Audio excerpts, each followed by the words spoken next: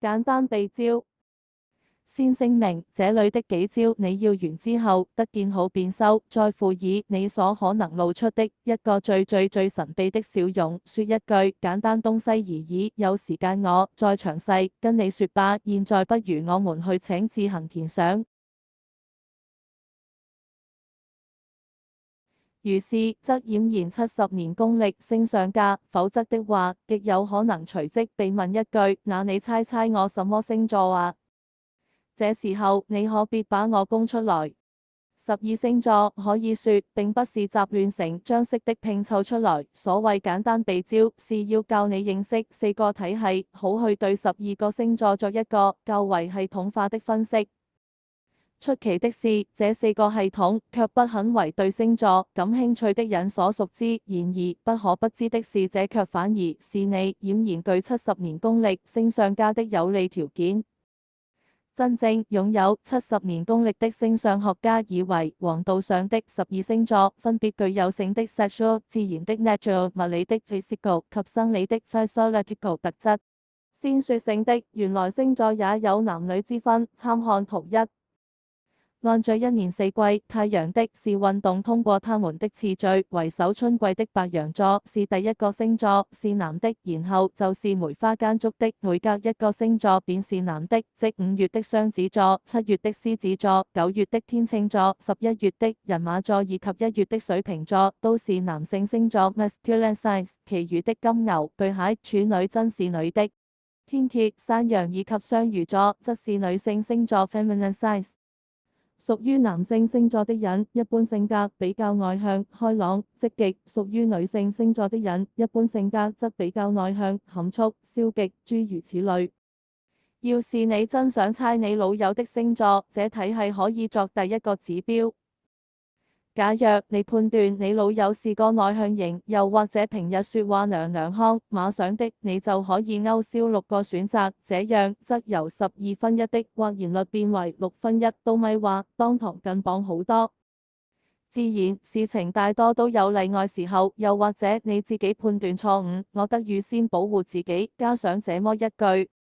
第二個體系是依自然要素分，12星座可分成4組，即地特別火 fire、風 air、水 water。第一個星座白羊座是屬火的，然後每隔3個星座是同一個自然要素，即獅子座、人馬座都是火。地的第一個星座是金牛座，然後是處女座和山羊座。風的3個星座是雙子座、天秤座和水瓶座。水的3個星座則為巨蟹座、天蠍座和雙魚座。一般來說，又是一般值，即也有例外。再保護自己多一句，下同屬火星座的人富於動力、熱心、較衝動、血氣夠，是領導型；屬地星座的人注重實際、保守、固執、精明、勤力，是踏實型；屬風星座的人則較從理智，從事精神上的交流，愛好自由；屬水星座的人則多富情趣，情緒化、感性，愛心充足。屬哎呀，原來說完了，要加一句的是，這4大 Four Elementals 的劃分，有點像我國面上的什麼金型人、水型人之類，是一種氣質的鑑別掌握。有時候，典型的某一個氣質的人，是真的會與人一種話，係啊係啊，好似啊好似啊之感。當然，這只是典型的才會如此。仍是用那個猜老友星座的例子，假如你能鑑別掌握到他或她的氣質，真的有點像，比方說水性的疤，不是水性楊花。不過話得說回來，水性星座的人是真的很性感的，尤其是天蠍座，那沒12分1就又馬上變為3分1潮，更接近了。第三個體系是物理的12星座裏第一個星座白羊座是屬於所謂運動星座 cardinal， 然後是每隔2個星座都同類，即巨蟹座、天秤座和山羊座都是運動星座，特點是出發樞紐。第二類是所謂固定星座 fixed， 包括金牛、獅子、天蠍和水瓶4個星座，特點是抵抗、倔強。第三類則是共通星座 mutable， 包括雙子、處女、人馬及雙魚座，特點是適應、融通。這種物理體系的劃分，不像自然系買那樣可以鑑貌辨識的有內形外的觀察出來，倒反是要花長點的時間去看，好似啊之感，在這一種體系中是不容易有的。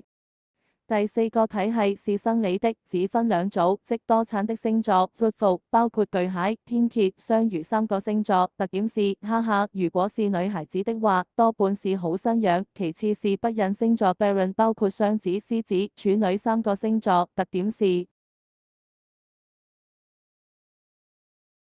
我也不好說了。還有，再多教一招，簡單易記，雖然有點比附性質，那就是12個星座的名字也顯示了各星座的一點性格特徵。首先是白羊座，或又名牡羊座，即年輕的公羊，蹦蹦跳的，正如此星座所代表的積極、富朝氣之性格。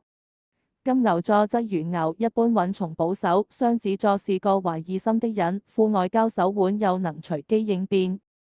蟹性寒涼，也從事防衛性，故此巨蟹座的人也會是很陰柔、很敏感、很愛躲在甲殼裏的。獅子座的人則一如獅子這種動物之王，精力旺盛，與人王者之高貴感覺，缺點則是有點傲慢。一個處女是應該心思縝密、愛潔，甚至到一種孤芳自賞的地步，處女座的人也會如是。天秤是一種平衡工具，天秤座的人也是講求均衡的，有時則有點被動。天蠍座不得了，可以如蠍子一般陰險毒辣，易嫉妒，但卻也是體型優美、性感的。人馬是快速的，愛好自由的，上半身的人頭代表理性，頭腦好；下半身的馬腿則代表活力扎扎。這星座不錯，好到極呀，可我卻不是天蠍座，大家注意。還有，幸好人馬座卻仍是有缺點的，就是容易自以為是。摩羯是一隻怪物山羊座，羊頭魚身，是冷靜穩健的，也是不喜出風頭的，因為根據希臘神話，這怪物是潘 pan 所變化的，為的是會被其他怪物嚇到，想藉着變化躲起來，跟不愛出風頭，大概也可比附上吧。